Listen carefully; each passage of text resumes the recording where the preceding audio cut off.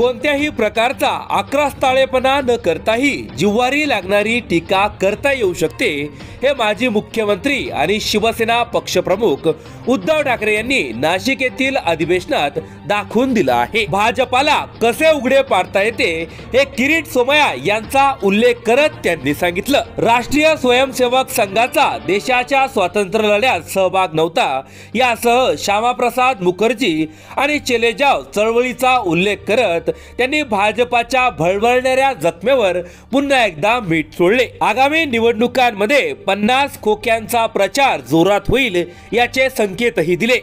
भाषणादरम्यान त्यांनी बाळासाहेब ठाकरे यांच्यासारखी शब्दांची पेरणी करून कार्यकर्त्यांमध्ये स्फुलिंग चेतवले। राष्ट्रीय स्वयंसेवक संघाचा देशाच्या स्वातंत्र्य लढ्यात सहभाग नव्हता, माझे हिंदुत्व शेंडी जाणव्याचे नाही तर सर्वसमावेश आहे, अन्य धर्माचा द्वेष करणे म्हणजे हिंदुत्व नाही, असं उद्धव ठाकरे यापूर्वी अनेकदा बोलले।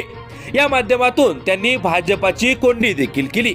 ती कोंडी फोडणे शक्य नव्हते म्हणून भाजपाने एकनाथ शिंदे यांच्या माध्यमातून शिवसेनाच फोडली। त्यानंतर उद्धव ठाकरे आपली भूमिका बदलतील किंवा खचून जातील असं भाजपाला वाटत होतं, मात्र तसं काहीही झालेलं नाही असं उद्धव ठाकरे यांनी नाशिकच्या अधिवेशनातून दाखवून दिलं। भाजपासोबतच त्यांनी फुटीरांनाही गंभीर इशारा देत आगामी निवडणुकीच्या प्रचारात 50 खोके एकदम ओके या घराघरात पोहोचलेल्या घोषणेचा वापर करणार असल्याचंही स्पष्ट केलं। काँग्रेस सोबत जाऊनही आपण हिंदुत्व सोडलेलं नाही हे उद्धव ठाकरे यांनी पुन्हा एकदा स्पष्ट केलं। हे करताना त्यांनी भाजपाच्या मुळावरच घाव घातला।